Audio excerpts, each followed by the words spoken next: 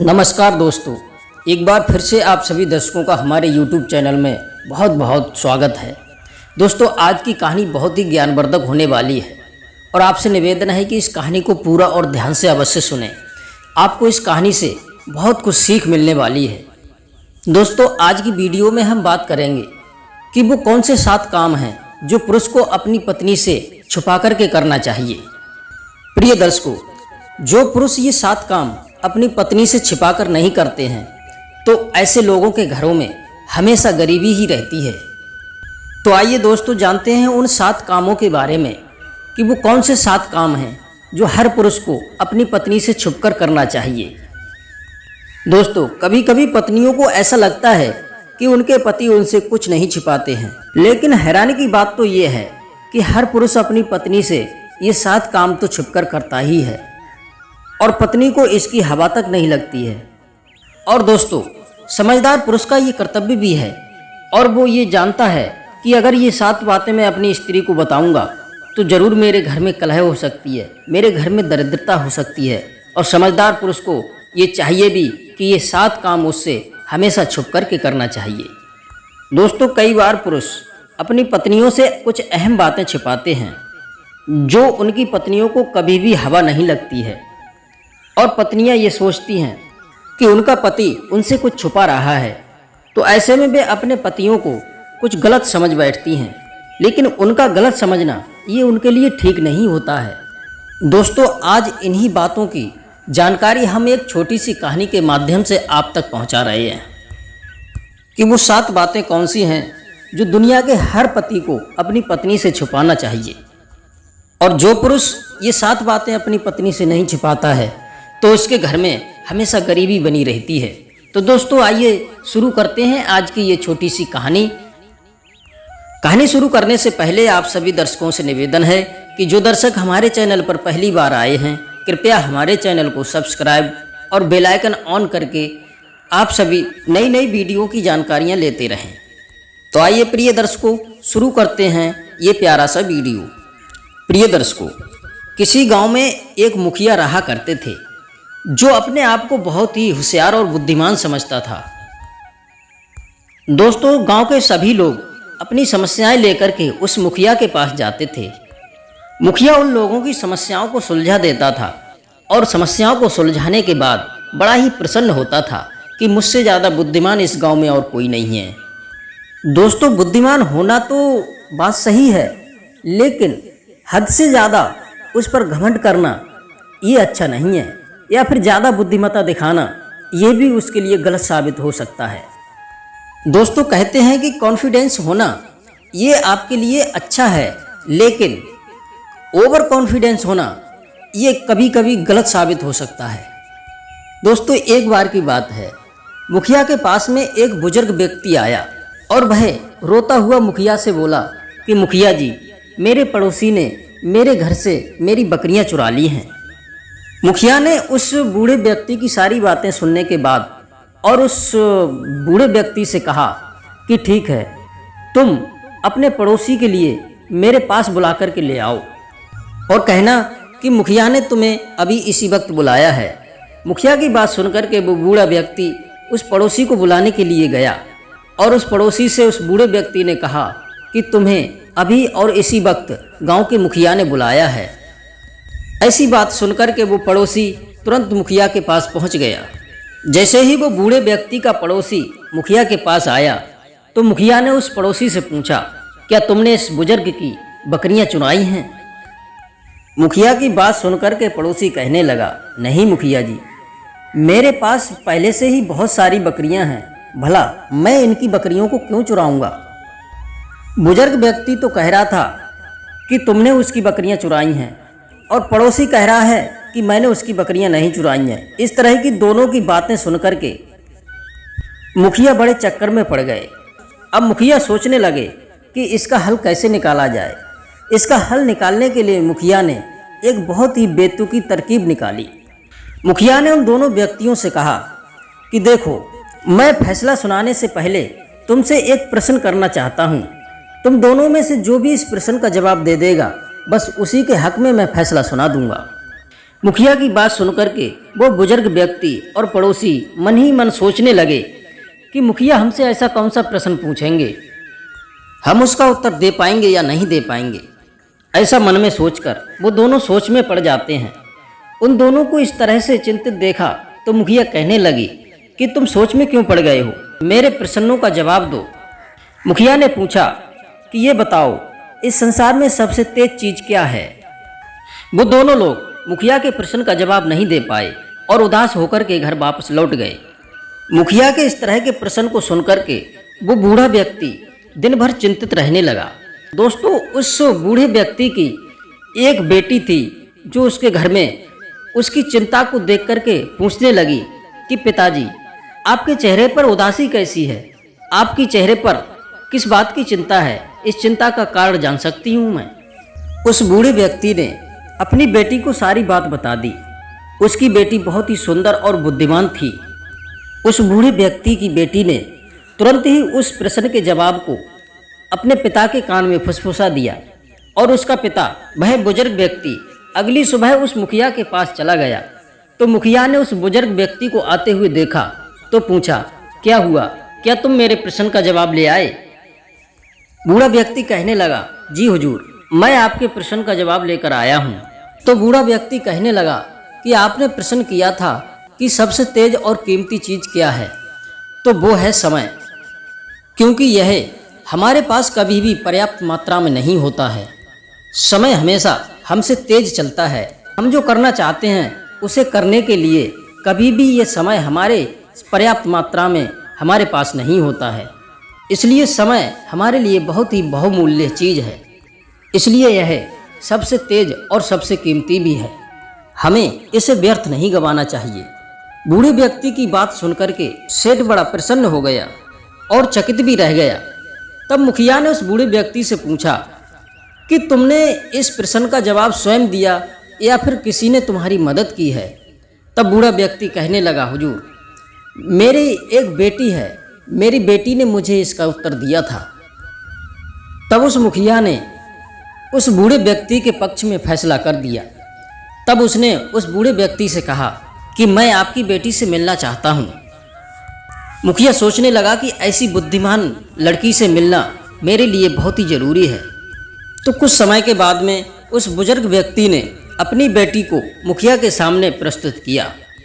मुखिया उसकी बेटी की सुंदरता और बुद्धिमत्ता को देख करके उससे प्रभावित हो गया। उस मुखिया ने उस बूढ़े व्यक्ति से उसकी बेटी का हाथ मांगा और मुखिया ने बूढ़े व्यक्ति के सामने उसकी बेटी से विवाह करने का प्रस्ताव रखा। यह बात सुनकर के बूढ़ा व्यक्ति बड़ा प्रसन्न हुआ। वह सोचने लगा कि गांव का मुखिया मेरी बेटी से शादी करेगा, ये मेरे लिए बड़े ही सौभाग्य की बात होगी। अब बूढ़ा व्यक्ति अपनी बेटी की शादी उस मुखिया से कर देता है। अब गांव का मुखिया शादी करके बड़ा प्रसन्न हुआ। प्रसन्न होने के साथ साथ मुखिया को अपनी पत्नी की बुद्धिमत्ता होने पर भी चिंता होने लगी, क्योंकि मुखिया चाहता था कि उसकी पत्नी उसके सामने लाई गई समस्याओं में कोई हस्तक्षेप ना करे। इधर मुखिया अपनी बुद्धिमत्ता को किसी के साथ साझा नहीं करना चाहता था, यहाँ तक कि वह अपनी पत्नी से भी साझा नहीं करना चाहता था और वह लोगों से अपनी पत्नी की और अपनी बुद्धि की तुलना करवाना नहीं चाहता था। एक दिन मुखिया ने अपनी पत्नी से कहा कि इस घर में अब सब कुछ तुम्हारा है, पर मेरे घर में आपके लिए केवल एक ही नियम है कि मेरे सामने लाई गई समस्याओं में कभी भी तुम्हें अपने आप को नहीं शामिल करना है और ना ही मेरे इस मामले में आप कोई हस्तक्षेप करोगी। अगर तुमने ऐसा किया तो मैं आपको उचित दंड दूंगा और आपको आपके पिता के पास हमेशा के लिए भेज दूंगा। मुखिया की पत्नी मुखिया की बातें सुनकर के मुस्कुराई और हाँ में सर हिला दिया। ऐसा ही काफ़ी दिनों तक ठीक ठाक चलता रहा और मुखिया अपने गांव वालों की समस्याएं सुनते रहे और उनका हल निकालते भी रहे। प्रिय दर्शकों, एक बार की बात है, मुखिया ने अपने गांव के 2 लड़कों के लिए एक पहेली सुलझाने के लिए दी थी। जो दोनों लड़के अपने एक खेत के टुकड़े को पाने के लिए मुखिया के पास अपना प्रस्ताव लेकर के आए थे और मुखिया ने अपनी पहेली में उन्हें उलझा दिया। और मुखिया की पत्नी को ये पता चल चुका था कि खेत कौन से लड़के का है, क्योंकि जिस लड़के का खेत था वह ज़्यादा चिंतित लग रहा था। मुखिया ने अपनी आदत के अनुसार उस मामले को भी एक पहेली के द्वारा सुलझाने की कोशिश की। मुखिया ने दोनों लड़कों को एक एक मुर्गी दी और कहा कि मुझे सुबह तक इसमें से अंडा चाहिए। जो भी अंडा ला करके देगा बस ये खेत उसी के पक्ष में जाएगा। पर दोस्तों, मुखिया की पत्नी उस लड़के की मदद करना चाहती थी जिसका वास्तविक खेत था। सेठ की पत्नी ये जानती थी मैं अपने पति के नियम के खिलाफ जा रही हूँ, लेकिन फिर भी वो उस लड़के की मदद करना चाहती थी जो उस खेत का मालिक था। मुखिया की पत्नी ने उस लड़के को अपने पास बुलाया और उसे कुछ चावल दिए। मुखिया की पत्नी ने उस लड़के को अपने पास बुलाया और कुछ बाजरे के दाने दिए और कहा, लो ये दाने ले जा करके तुम मुखिया को देना और मुखिया से कहना कि ये दाने आज बोओ और सुबह तक मुझे इनमें से मुलायम दाने चाहिए जिससे कि मैं उस अंडे से निकले बच्चों को खिला सकूं।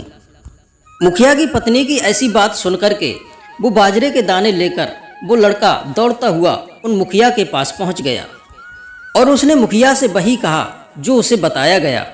मुखिया को उस लड़के का बर्ताव अच्छा नहीं लगा और वह यह सब देख कर के सब कुछ समझ गया। मुखिया ने उस लड़के से पूछा कि तुम्हें ऐसा करने के लिए किसने कहा था, सच सच बताओ, नहीं तो मैं तुम्हें दंड दूंगा। दोस्तों, दंड की बात सुनकर के वो लड़का घबरा गया और काफ़ी चिंतित हो गया कि कहीं ऐसा ना हो कि मुखिया मुझे दंड दे दें और मेरा खेत भी मेरे हाथ से चला जाए। इसलिए वह घबराते हुए और उसने सारी बात सच सच बता दी। लड़के ने उस मुखिया को बताया कि आपकी पत्नी ने ऐसा करने के लिए कहा था। लड़के के मुंह से ऐसी बात सुनकर के मुखिया को बहुत क्रोध आया और क्रोध में अपनी पत्नी को अपने पास बुलाया। मुखिया ने अपनी पत्नी को सबके सामने खूब डांट लगाई और कहा कि तुमने नियम को तोड़ा है, इसलिए तुम अपने पिता के घर जा सकती हो और हाँ, तुम अपनी मनपसंद एक चीज़ कोई भी अपने साथ ले जा सकती हो। मुखिया की पत्नी ने मुखिया से कहा, क्या मैं अपने पिता के घर जाने से पहले आपके लिए अंतिम बार एक बार भोजन बना सकती हूँ? मुखिया ने कहा, ठीक है, आज की रात ही केवल आपके लिए आखिरी रात होगी। दोस्तों, मुखिया ने अपनी पत्नी के लिए ऐसा करने के लिए कह दिया कि जाओ, आज की रात जो चाहो सो बना सकती हो और अपनी पसंद की चीज़ ले जा सकती हो। मुखिया की पत्नी ने उसके मन पसंदीदा खाना बनाया और उस खाने में कुछ नशीले पदार्थ डाल दिए, जिन्हें खाकर के मुखिया को नशा हो गया और वह बेहोशी की हालत में सो गया। मुखिया की पत्नी ने गांव के कुछ लोगों की मदद से उन मुखिया को सोते हुए अपने मायके ले गई और अपने पिता के घर में ले जाकर के सुला दिया। सुबह हुई तो मुखिया जब जगे तो उन्होंने देखा कि अरे मैं कहाँ आ गया, तो वह बुरी तरह से चिल्लाने लगे कि मुझे यहाँ कौन लाया है। जब मुखिया को इस तरह चिल्लाते देखा तो मुखिया की पत्नी उनके पास आई और मुस्कुराते हुए बोली कि आप मेरे पिता के घर पर हो। तो मुखिया को और भी क्रोध आया और कहा कि मुझे यहाँ क्यों लाई हो। तो मुखिया की पत्नी ने कहा कि आपने ही तो कहा था कि आपकी जो सबसे ज़्यादा पसंदीदा चीज़ हो वो आप ले जा सकती हो। मैं सबसे ज़्यादा आपको पसंद करती हूँ, इसलिए मैं अपनी पसंद की चीज़ आपको ले आई।